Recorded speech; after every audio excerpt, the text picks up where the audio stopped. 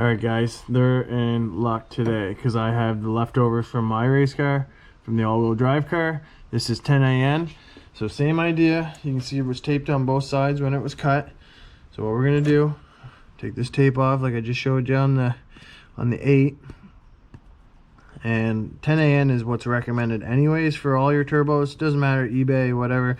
You want to be able to have that drain back. So some turbos will have a restrictor, so you might have to run the restrictor. So that's, if it calls for that, make sure you do run it.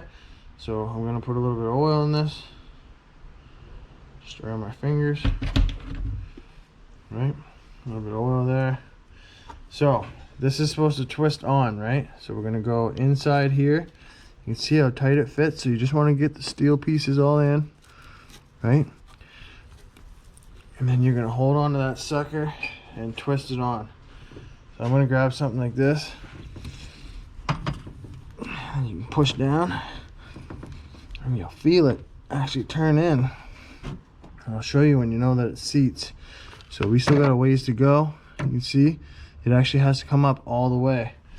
So I'm going to do that here.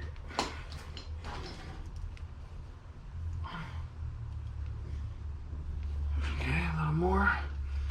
You guys see that there now, right? Pretty well all the way in. I'm just going to double check it.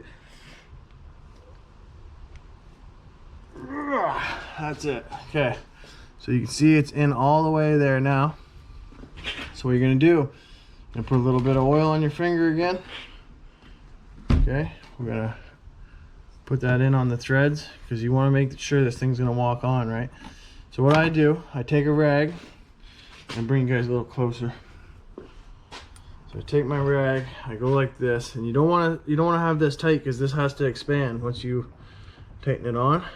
So we're gonna go like this, right? Get it close, and then this is what's going in. So you can see that they had a hard time getting it on, and that was even with a smaller hose. So that's why it was leaking so bad. So I'm actually going to put a little more on it. And then what you do, you need to line it up in the center, and then you're just going to twist, guys. Push down, same time. So now we got our 15/16. We're going to put that on there. That's the proper size.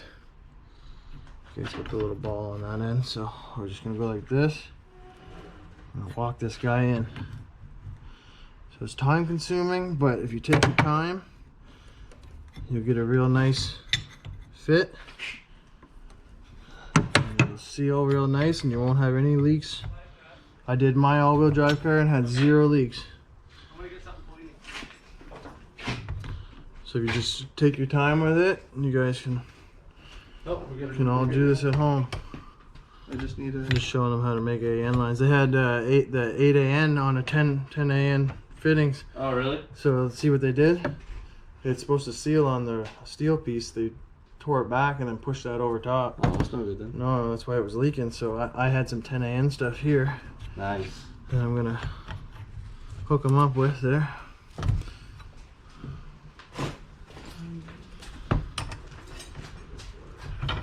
Keep going here. You guys will feel the bottom out too.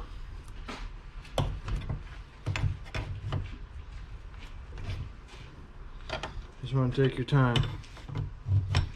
You want to rush it.